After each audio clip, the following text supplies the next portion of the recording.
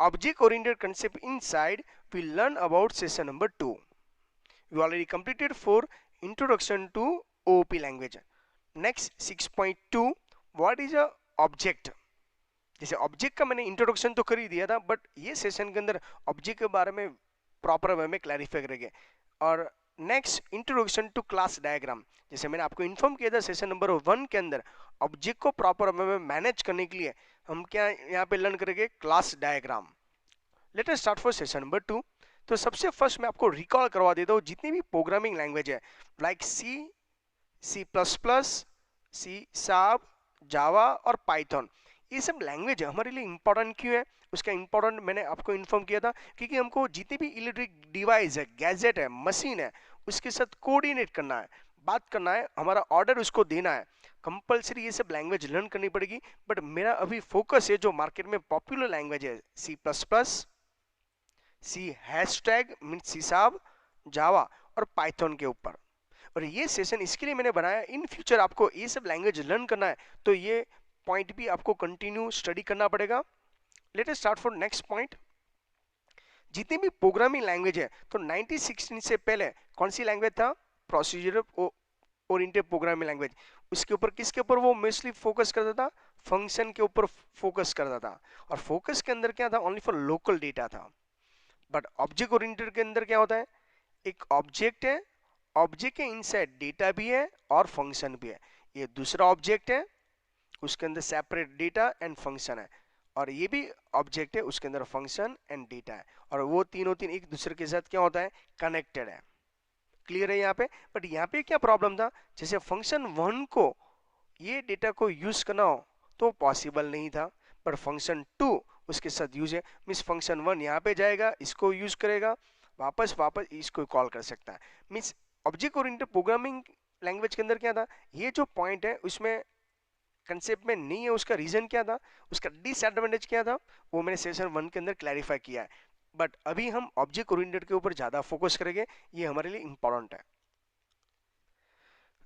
I hope so मैंने object element के बारे में भी क्लैरिफाई किया था लास्ट सेशन 1 के अंदर. याद है? सबसे फर्स्ट क्या था?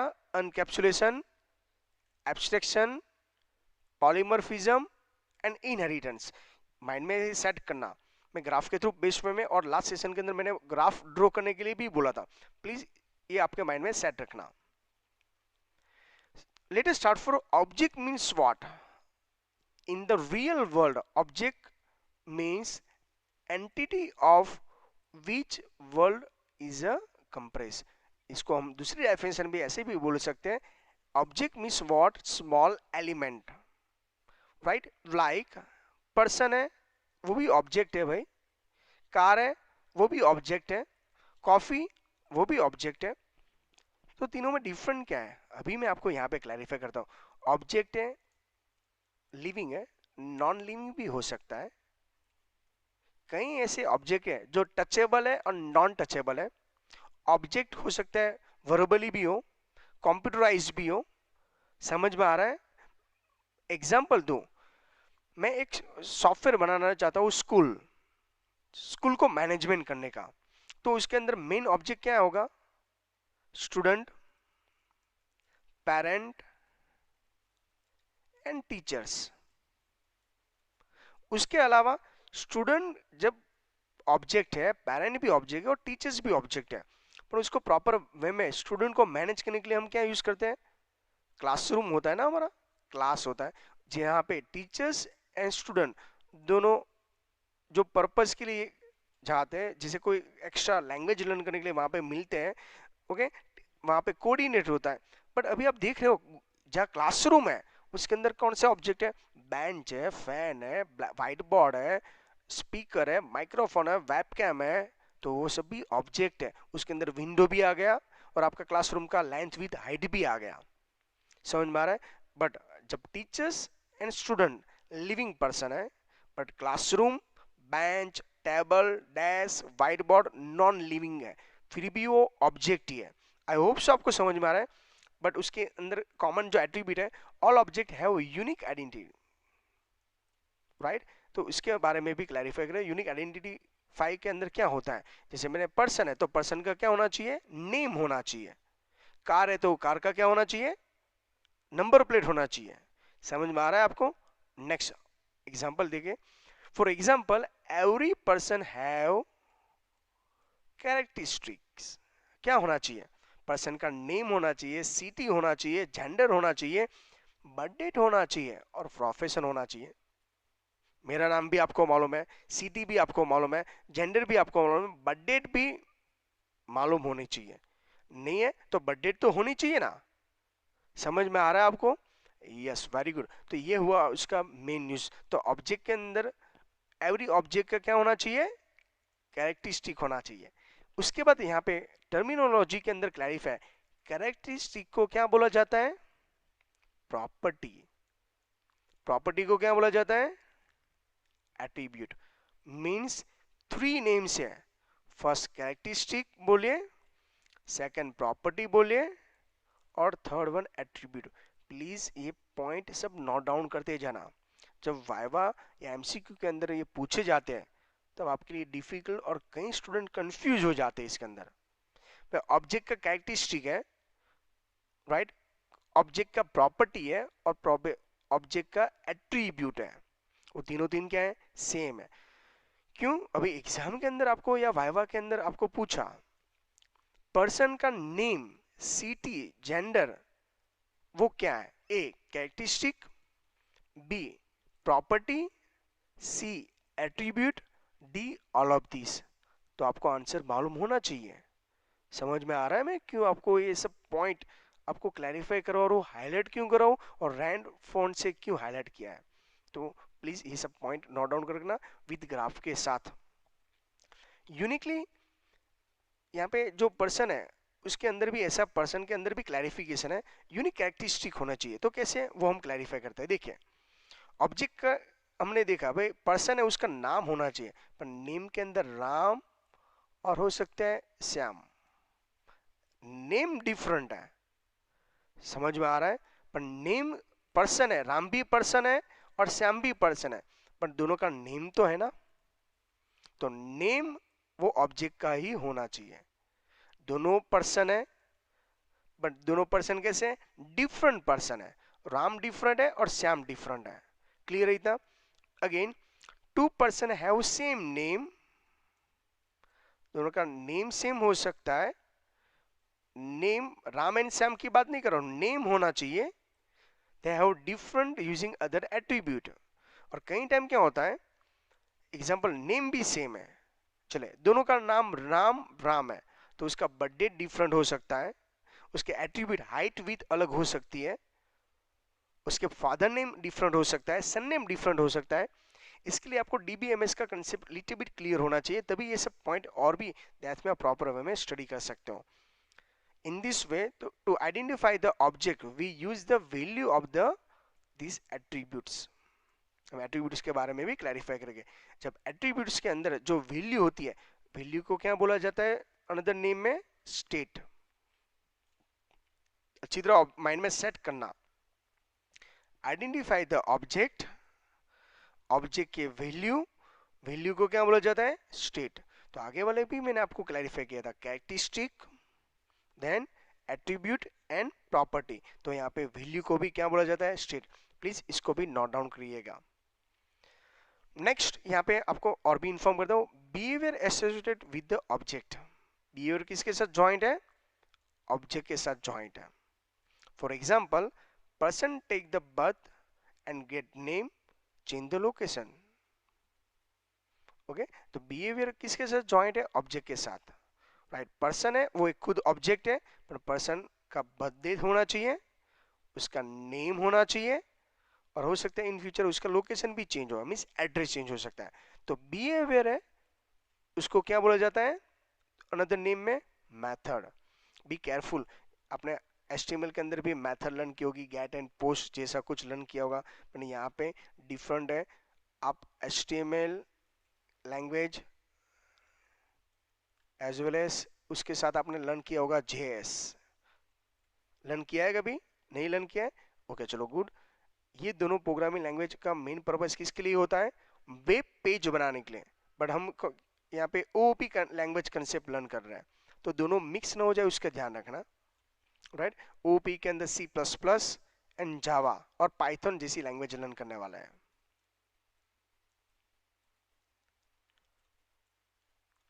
क्लियर है? Okay good.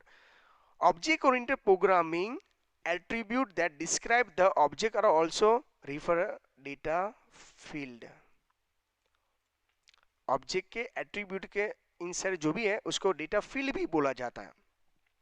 ओके तो जितने भी पॉइंट्स हैं मैं आपको हाईलाइट करवा रहा हूँ, प्लीज इसको नोट डाउन करना, अदरवाइज सब कुछ मिक्स हो जाएगा, उसके बारे में आपको क्लैरिफाई करना है। ऑब्जेक्ट के एक्स्ट्रा जो पॉइंट के बारे में, data attribute and behaviour method associated with the object are collective the refer. Method member और फीचर्स भी बोला जाता है, मीन्स ये जितने भी ऑब्जेक्ट को कलेक्ट करते हैं और इसमें कॉमन एट्रीब्यूट होना चाहिए उसको मेंबर और फीचर्स भी बोला जाता है।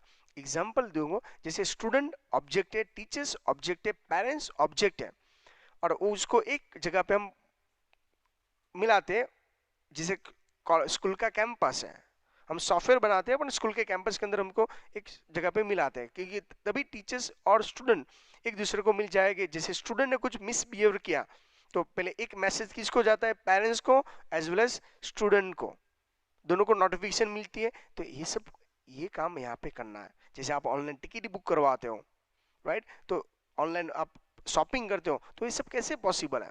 तो सॉफ्टवेयर के बारे में भी हम क्लैरिफाई करें। When we design the any software application at the time आपके माइंड में उसका मीनिंगफुल कंप्लीट होना चाहिए। एग्जांपल दे रहा हूँ, रेलवे रिजर्वेशन का आपको कोई एप्लीकेशन डिजाइन करना हो तो आपके माइंड में मीनिंगफुल ऑब्जेक्ट कौन से आएंगे? ट्रेन मेन ऑब्जेक्ट है, पैसेंजर, टिकट एंड स्टेशन, उसके बारे में प्रॉपर वे में माइंड में सेट होना चाहिए, अदरवाइज पॉसिबल नहीं होगा। क्लियर है? समझ में आ रहा है आपको ऑब्जेक्ट का कंसेप्ट? इसके बाद हम लर्न करते class.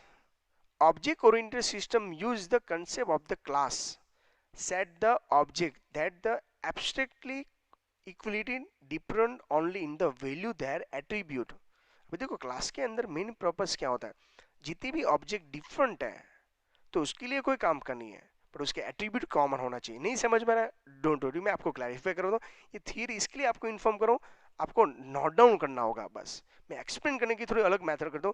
Class can be considered as a blueprint of the various object. Class क्या है?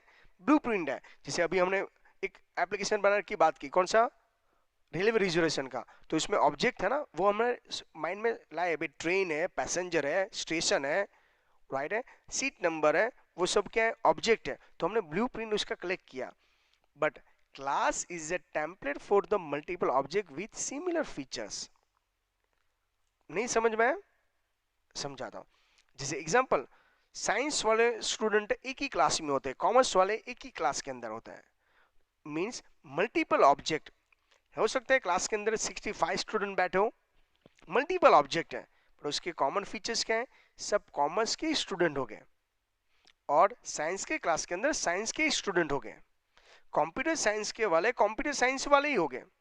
समझ में आ रहा है आपको? क्लास जैसे पर्सन है, ओके, तो टीचर्स एंड स्टूडेंट वो सब क्या है? पर्सन है। आई होप सो ये पॉइंट क्लैरिफाई हो रहा है आपको। हम ग्राफ के थ्रू भी एक्सप्लेन करें। It describe the group of the object with the similar attribute and common behaviour, right है इतना?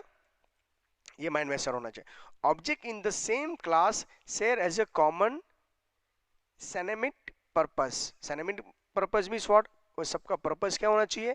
सेम होना चाहिए। जैसे साइंस के स्टूडेंट का पर्पस क्या होता है, केमिस्ट्री फिजिक्स मैथ्स जैसे सब्जेक्ट को प्रॉपर वे में लर्न करना। कॉमर्स स्टूडेंट का क्या होना चाहिए, सेम कॉमर्स के क्लास के अंदर में अकाउंट, स्टेट, इको, ओसी, ओके, दोनों प्रॉपर वे में लर्न करना है।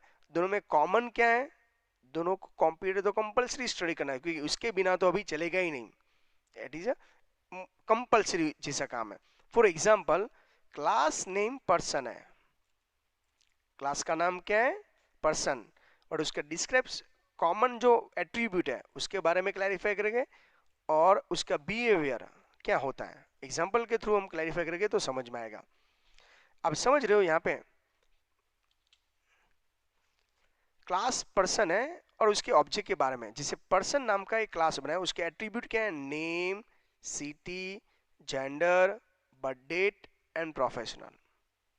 पर आप देख रहे हो यहाँ पे डिफरेंट डिफरेंट पर्सन है, जैसे ऑब्जेक्ट ये, पर इसका भी नेम है, पर उसका नेम डिफरेंट है, दाना। सिटी तो उसका राजकोट है, जेंडर फीमेल है, बर्थ डेट डिफरेंट है, प्रोफेशन प्लेयर्स है। सेम दूसरे ऑब्जेक्ट की बात करें, name professor Shyam, city Ahmedabad, gender male, birth date different, professional professor है, name Abhi, city Dwarka, male. समझ में आ रहा है आपको, मैं ग्राफ के थ्रू आपको समझ रहा हूँ, स्टूडेंट है भाई, नेम, सिटी, ओके, आपको समझ में आ गया। नेक्स्ट आप अपने माइंड में सेट करना, इसमें कॉमन फीचर्स क्या है, ये सब क्या है, जितने भी हमने ये पर्सन है, कितने हैं, सब पर्सन है, सबका नेम है, सिटी है, जेंडर है, बर्थ डेट है और प्रोफेशनल है। इसके लिए वो एक क्लास के अंदर है, कौन सा क्लास नेम है, पर्सन। तो सेम यहाँ पर भी है, मैं एक बेस्ट एग्जांपल के थ्रू आपको क्लैरिफाई किया। भाई ऑब्जेक्ट क्या है, ये सब ऑब्जेक्ट है, 1 2 3 4, पर वो सब एक क्लास के अंदर है, सबके नेम होते हैं, इसका भी नेम है, क्योंकि कोई भी ऑब्जेक्ट को कॉल करना हो तो कॉल करने के लिए उसका नेम होना चाहिए, उसको यूनिक आइडेंटिफाई करना। हो सकता है आपके क्लास के अंदर दोनों सेम नेम वाले हो, दोनों का नाम राम राम है, तो उसको यूनिक आइडेंटिफाई करने के लिए हम क्या देते हैं, रोल नंबर देते हैं, राइट। जब भी उसको यूज करना हो तो उसका एक फंक्शन बना देते हैं। ये हुआ डेटा, क्या हुआ, डेटा। नेम है राम राम, रोल नंबर है फर्स्ट राम का राम 1, दूसरे का राम 2, राइट। बट जब भी उसका यूज करना हो तो हमको फंक्शन बनाना था, सेट नेम सेट, तो इसको बोला जाता है फंक्शन, अदरवाइज मेथड, ये सब डेटा। और ये सब जो हम एक कॉमन यूज करते हैं, ये 4 पर्सन है, राइट है, इसका कॉमन क्या है, एक क्लास है। समझाऊंगा इसके बारे में और भी, इसके लिए थोड़ा सा सेशन के लिए आपको वेट करना पड़ेगा, इसके बाद कंटिन्यू करेंगे। आई होप सो ये पॉइंट क्लैरिफाई हो चुका है। Thank you very much student.